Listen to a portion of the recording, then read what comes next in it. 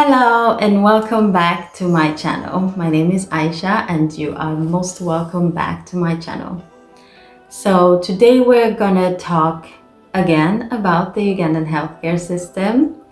So what I thought we would do today is that we will navigate even further more into the healthcare system and the healthcare services in Uganda. So what I was thinking this is a second introduction to my channel. Yes.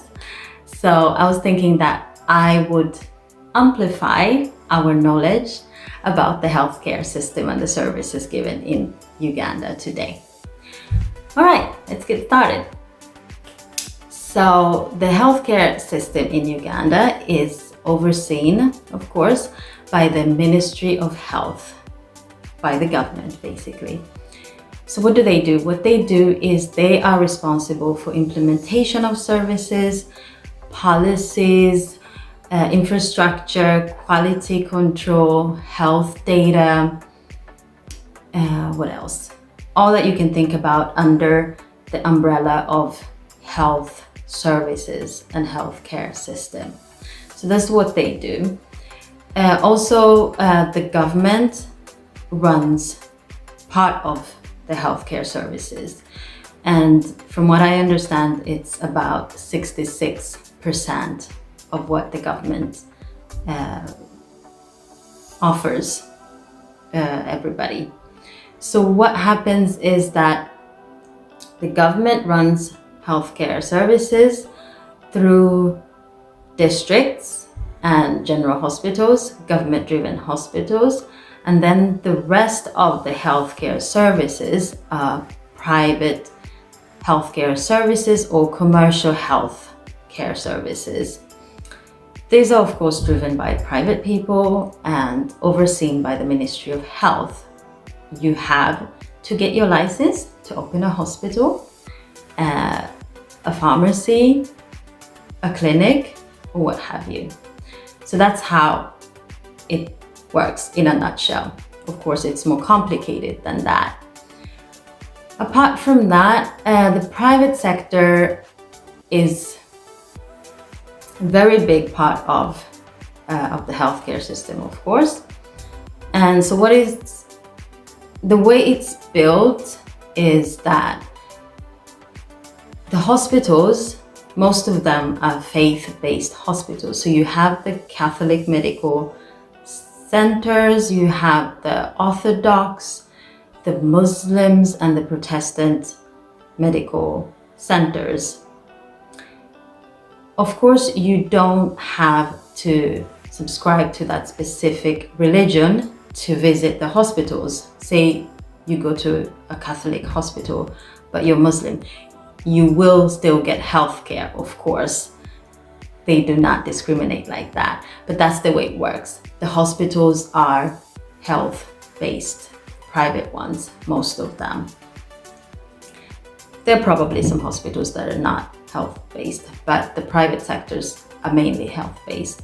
And usually they're connected to the churches across the street, or however I might want to explain it. So that's how it works. So the rest of the private healthcare service system are traditional practitioners. That's what they call them, right? That are not from the Western medicine practice, basically. Healers and herbalists and you name it. They're, I believe, also overseen by the health ministry, the Ministry of Health. They are everywhere in the country. You can find them, and they have a lot to do with our healthcare system and service. I am not sure about the control, really.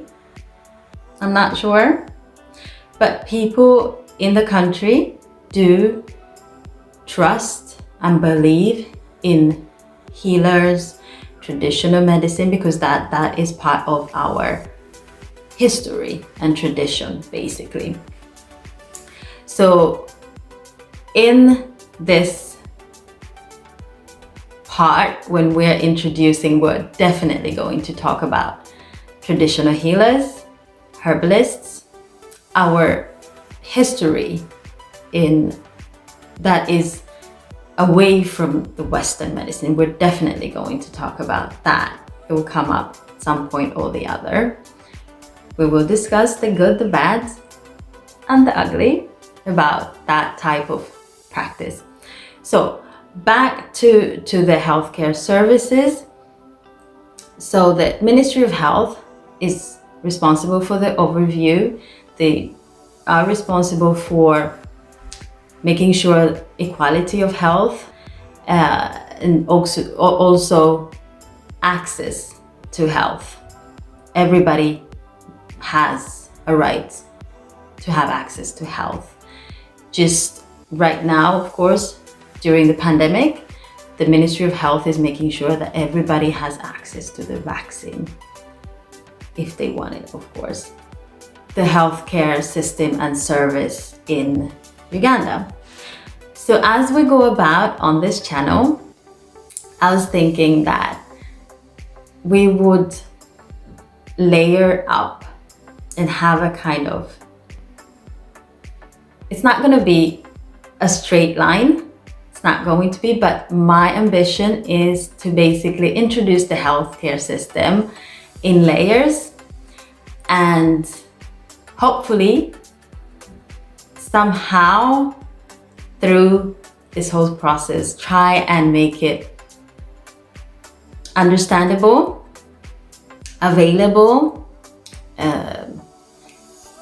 explain to you in details, or even in a language that we all can understand, where you can go, how you can do certain stuff, how you can avoid disease, how you can gain your health back and stuff like that. So I was thinking we'll start from the cradle to the grave.